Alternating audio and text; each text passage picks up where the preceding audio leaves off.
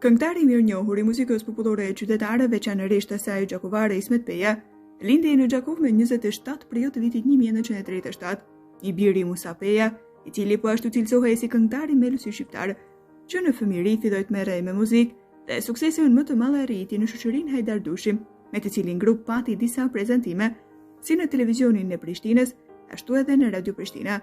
Albumi i tij muzikor doli në vitin 1986 me grupin orkestral Hajdar Dushi. Ai ka publikuar një numër të madh këngësh dhe videosh me këngë popullore. Në librin e profesor Ferit Bala, Kënga dhe këngëtarët shkodran, Ismet Peja bën pjesë në kapitullin disa këngëtarë të tjerë që e kanë kënduar këngën shkodrane, dhe disa prej këngëve popullore qytetare shkodrane që Ismet Peja ka kënduar janë Dy dele 300 pare, Më kanë thënë shoqet mram, Kënga e Kalas, Mori Shkodër Shkodra jon dhe Xhon Luli e shumë të tjera.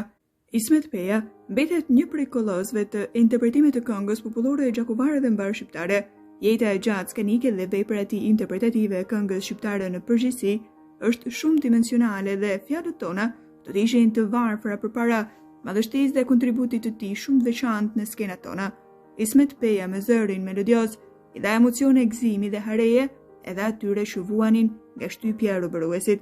Karakteri i tij skenik, dashuria me të cilën e interpretonte këngën, e bënte një marrëdashësin dhe admiruesi të këngës popullore, por jo vetëm. Ai me zërin e tij mbajti gjallë shpresën për një ditë më të mirë të shqiptarëve, e kudo ku tinguit e këngëve të tij vazhdojnë të përhapen, të dëgjohen e transmetohen edhe sot. Në interpretimet e tij, ai ka rritur vlerat e muzikës kombëtare shqiptare, e ka pasuruar atë me vlera të reja emocionale dhe artistike.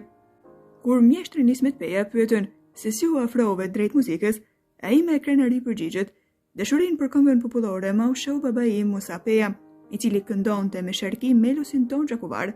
Ishte zotëri Lorenzo Antoni, ai që mbështeti me forcë talentin tim si këngëtar, pas një audiencë që pata para tij kur isha shumë i ri, dhe këndova këngën, këndo Zogi Malit", shprehet kështu Ismeti. Mjeshtri ndihej i dashur dhe i vlerësuar nga publiku dhe atij ishte mirënjohës për herë. Ajo që e bënte më krenar ishte fakti që familja Peja do e vazhdonte traditën e nisur nga babai i tij.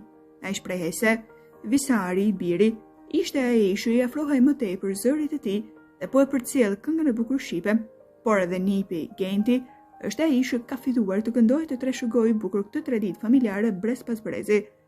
Me komercializmin e muzikës, Ismeti shprehej që arti po humbet vlera.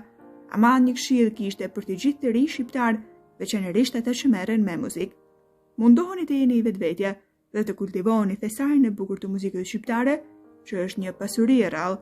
Ikona muzikës së mirëfill shqiptare Ismet Peja është ndarë nga jeta në moshën 83 vjeçare në 23 nëntor 2020. Robi s'plaket kur vjen mosha, robi plaket kur do vet. Ky varg i këngës së njohur përmbledh më së miri e curin jetësore të ikonës Ismet Peja.